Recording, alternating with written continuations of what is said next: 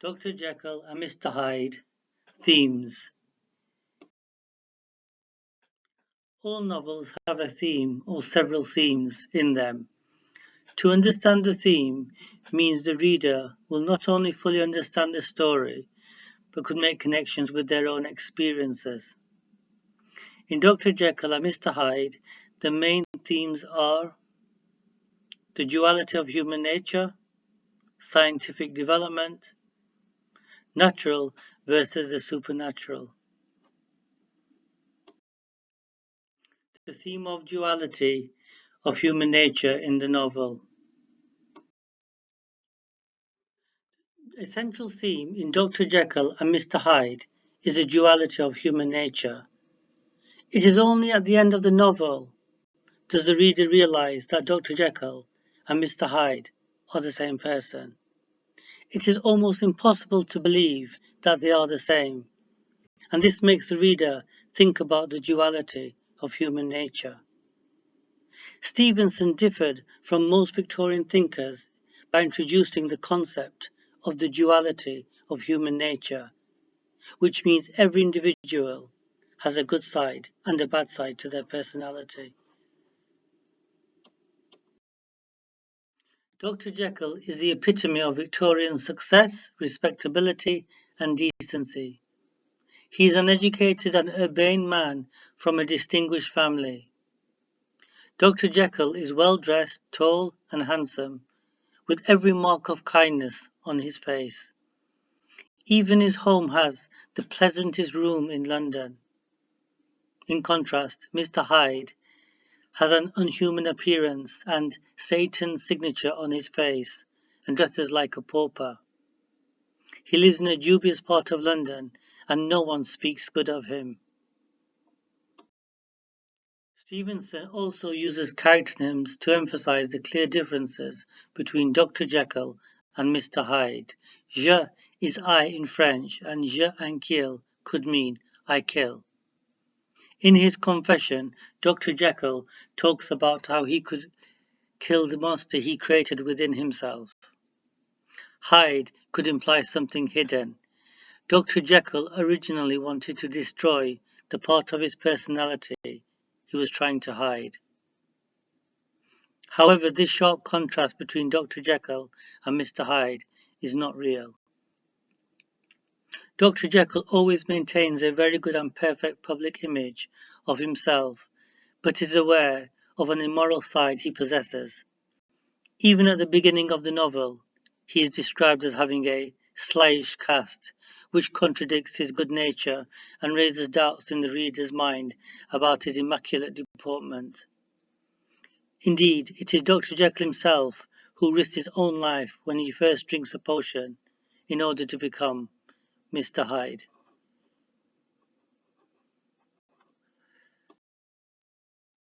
The potion Dr. Jekyll invents after years of scientific research only bring out his evil side. It removes all civilized behavior, creating the sadistic Mr. Hyde. He is ape-like, with no morals, no remorse, or no pity. Mr. Utterson describes him as a troglodyte, which means a primitive creature. However, Mr. Hyde is not an animal, even though he is described as almost unhuman.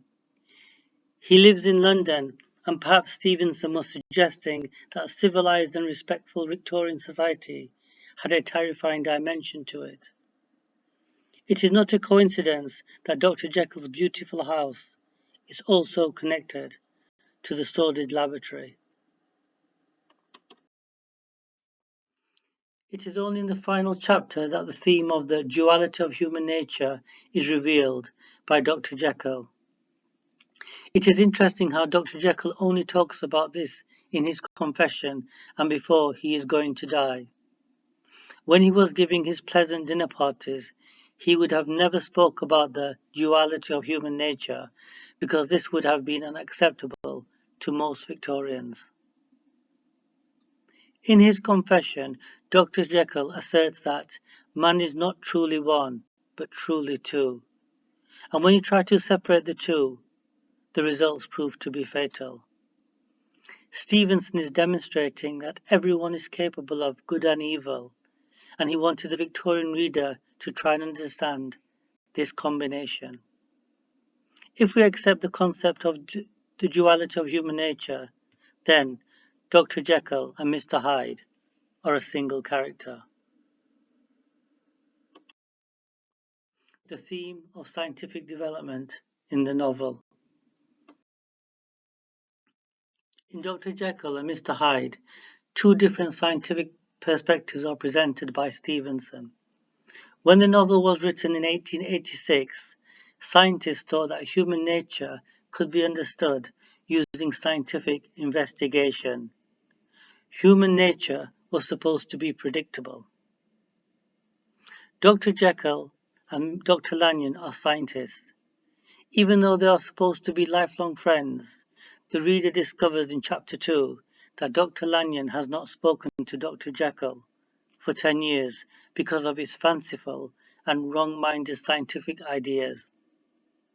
He rejects Jekyll's experiments as unscientific balderdash, but sees the proof of its success when he witnesses the change of Mr. Hyde to Dr. Jekyll. In his confession, Dr. Jekyll states his scientific inquiry led wholly towards the mystic and the transcendental, which means he is moving away from traditional 19th century medicine. Dr. Jekyll attempted to combine traditional scientific and mystical methods to ascertain the new truth, which was that man is not one, but two. The attempt to embrace the mystical with the traditional scientific inquiry made Dr. Jekyll unique, and as a result, he could not openly express his ideas, which would have been rejected outright by his contemporaries. When he finally transforms in front of Dr. Lanyon, the results are fatal.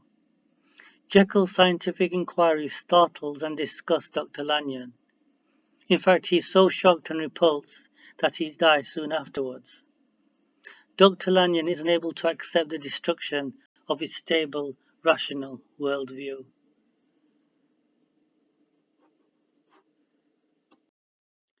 The laboratory is the main setting for scientific research and certainly does not appear to be an appropriate location of science and medicine. It is deserted, outdated, and Gothic in appearance. Perhaps Stevenson intentionally described the laboratory in this antiquarian way to demonstrate that scientific research was outdated in Victorian England and needed to change.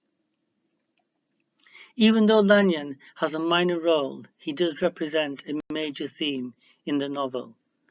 He represents the rationalist scientist who uses traditional methods in order to understand the world. In the novel, the threat of the new scientific inquiry threatens traditional scientific methods. Traditional scientific methods, as represented by Dr. Lanyon, cannot cope, comprehend, or deal with Jekyll's shocking new methods in science. Dr. Lanyon's religious beliefs also profoundly influence his views, and this is why he does not accept any of Dr. Jekyll's ideas that contradict his faith in God. Even though Stevenson was not religious, the society in which he was writing strongly adhered to Christian ways of thinking and behaving.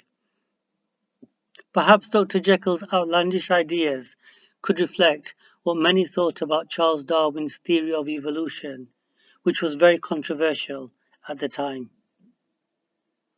Both Dr. Lanyon and Dr. Jekyll are ultimately destroyed by their own beliefs. Lanyon by his inability to understand transcendental medicine, and Jekyll by creating a potion that will eventually destroy him. The theme of the natural versus the supernatural in the novel. Dr. Jekyll and Mr. Hyde is a classic Gothic novel, so the element of the supernatural will feature in this genre. Stevenson masterfully creates tension between the world of reason and the supernatural. The natural world, as seen through the eyes of the chief narrator, seems unable to cope or comprehend the sinister supernatural phenomena that occurs in the novel. The novel is mostly, chapter 2 to chapter 8, narrated through Mr. Utterson.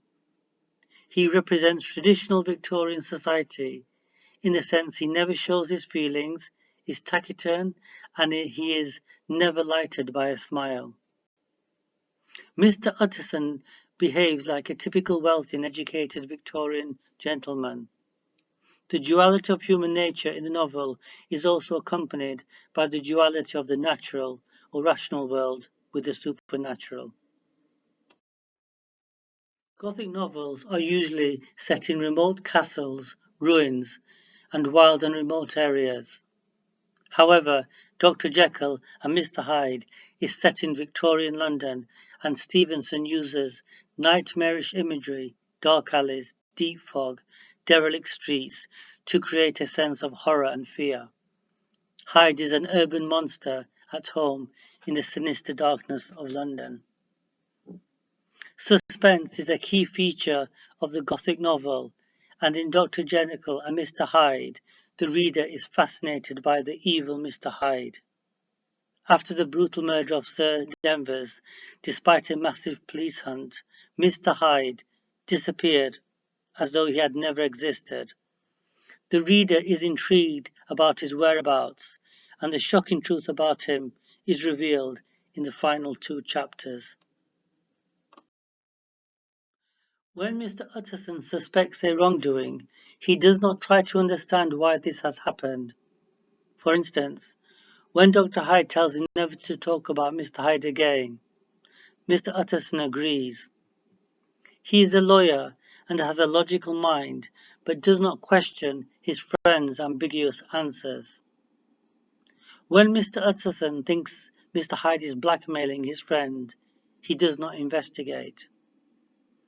Also, when he suspects Dr. Jekyll of forging the letter protecting Mr. Hyde, Mr. Hyde does not involve the police because he knows this may ruin his friend's reputation. Utterson is unable to comprehend the irrational or the supernatural events between Jekyll and Hyde. He thinks the estranged relationship between the two is criminal until the truth is revealed to him at the end of the novel. Mr. Utterson represents the Victorian belief that reason and common sense should always prevail. This could be one reason why Dr. Jekyll tells Mr. Utterson that he trusts him more than anyone else in the world, but cannot share his scientific ideas with him. Mr. Hyde appears to be a manifestation of the supernatural in Victorian London.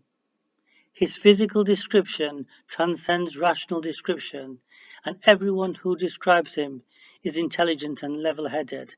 Mr. Hyde is collectively described as possessing an inexplicable air of evil about him.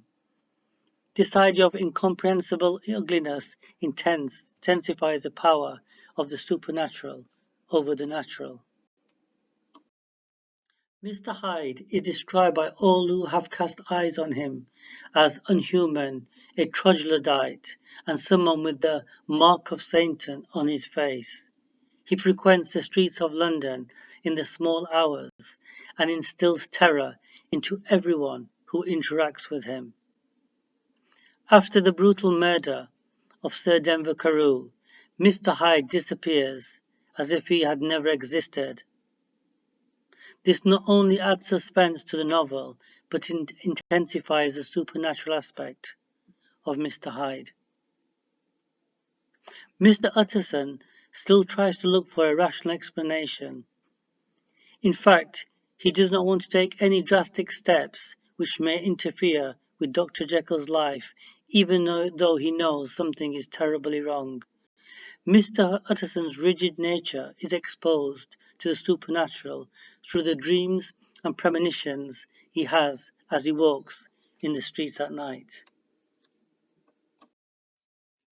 At the end of chapter 8, Utterson tells Poole, "I shall be back before midnight when we shall send for the police." but this never happens. Does Stevenson want the reader to make their own conclusions? The reader never knows what Mr. Utterson's personal opinions are, and they remain a mystery, and this leaves the reader thinking about the supernatural aspect of the novel.